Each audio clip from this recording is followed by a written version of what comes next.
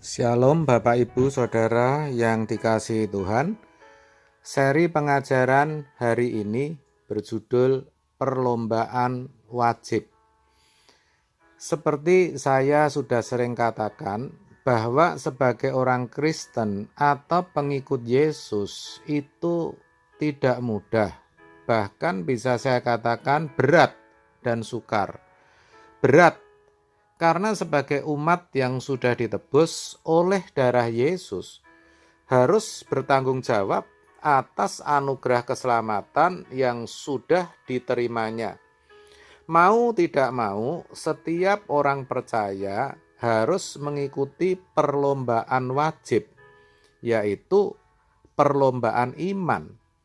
Hal ini sangat jelas dinyatakan di dalam Ibrani 12 ayat yang pertama.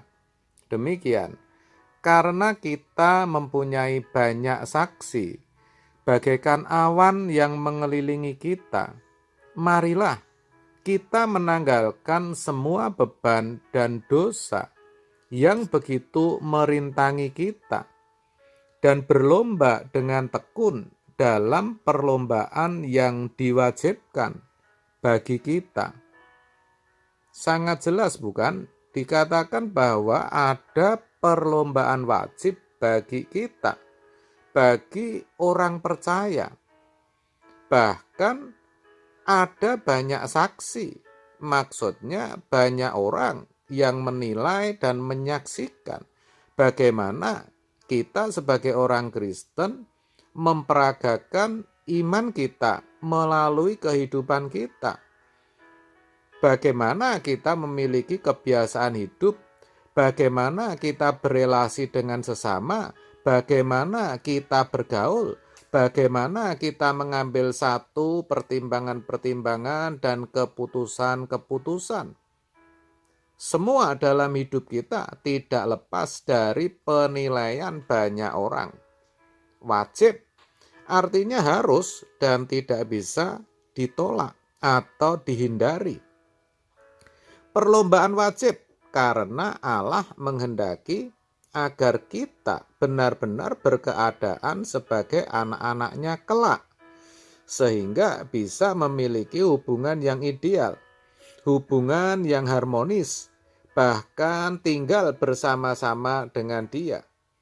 Wajib karena Allah sudah menjadikan kita umat pilihan, yang olehnya kita diberikan Roh Kudus dan Injil, supaya melalui penggarapan Allah, di mana Allah turut bekerja dalam segala sesuatu, bisa dikembalikan ke rancangan Allah yang semula.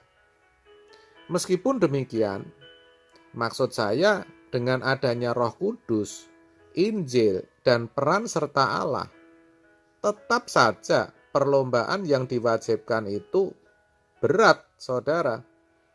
Berat karena ada hal yang merintangi kita dalam perlombaan itu. Ada hambatannya, tadi dikatakan beban dan dosa. Beban berbicara segala keinginan dan ambisi yang pada umumnya tidak sesuai dengan kehendak Allah. Ambisi untuk beroleh kedudukan, pangkat, jabatan, keinginan untuk sukses dalam studi, karir, dan keluarga, ingin menjadi orang terpandang dan dianggap penting, menjadi kaya, memiliki banyak harta, dan lain sebagainya. Kebanyakan kita tidak menyadari kalau hal-hal itu bisa merintangi kita dalam perlombaan iman yang diwajibkan tadi. Kita berpikir itu wajar, tapi sebenarnya Tuhan tidak menghendaki demikian. Saya katakan demikian bukan berarti Tuhan tidak setuju kita berhasil, kita kaya, punya kedudukan. Tetapi kalau itu yang jadi fokus hidup kita, maka iman kita akan rusak. Itu maksudnya. Kita tidak akan pernah memikirkan kekekalan. Yang Tuhan mau, semua tindakan dan pencapaian kita adalah bagi Dia, bagi kemuliaannya, untuk kepentingannya. Begitulah saudara. Sedangkan dosa, kalau dalam teks aslinya hamartia, artinya kemelesetan atau ketidaktepatan kita dengan kehendak Allah. Ini lebih menyangkut kepada karakter atau kondisi batiniah kita. Kita harus menyadari bahwa sesungguhnya hati kita ini licik. Yeremia 17 ayat 9 mengatakan betapa liciknya hati, lebih licik daripada segala sesuatu. Hatinya sudah membatu. Siapakah yang dapat mengetahuinya? Saudara, kelicikan hati kita ini tidak ada yang mengetahui kecuali diri kita sendiri. Ini juga menjadi hambatan bagi kita dalam perlombaan iman. Karakter jelek kita merintangi iman kita untuk menjadi sempurna. Nah, beban dan dosa ini harus kita selesaikan. Itu tidak mudah. Itulah sebabnya tadi dikatakan agar kita berlomba dengan tekun. Tekun artinya memiliki komitmen dan tekad yang kuat untuk bisa menanggalkan beban dan dosa itu. Harus benar-benar disadari bahwa itu butuh waktu dan tidak bisa instan atau segera.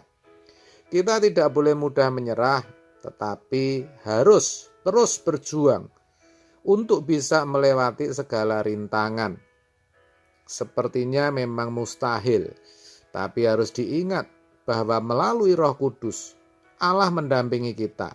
Melalui Injil, Allah menuntun kita. Allah juga turut bekerja agar iman kita bisa sempurna. Jadi, apa yang tidak mungkin bagi manusia, sangatlah mungkin bagi Tuhan. Akhirnya, semua kembali kepada kita. Meskipun berat dan terkesan tidak mungkin untuk memiliki iman yang sempurna atau untuk bisa hidup serupa dengan Yesus. Tetapi kalau kita mau, pasti bisa. Itulah sebabnya mari kita ikuti perlombaan yang diwajibkan itu dengan tekun. Amin. Tuhan Yesus memberkati.